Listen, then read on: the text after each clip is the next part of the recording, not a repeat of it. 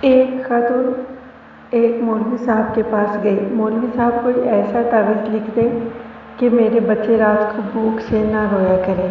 مولوی صاحب نے تعویذ لکھ دیا۔ اگلے ہی روز کسی نے روپوں سے بھرا تھیلا ان کے صحن میں پھینک دیا۔ خاتون کے شوہر نے ایک دکان کرائے پر لے لی۔ کاروبار میں برکت ہوئی اور دکانیں بڑھتی گئیں اور پیسے کی ریل پیل ہو گئی۔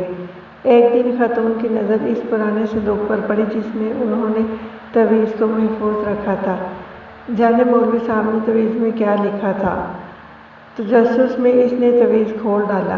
لکھا تھا جب پیسے کی ریل پیل ہو جائے تو سارا پیسہ تجوری میں چھپانے کی بجائے کچھ ایسے گھروں میں ڈال دینا جہاں رات کو بچوں کے رونے کی آوازیں آتی ہوں۔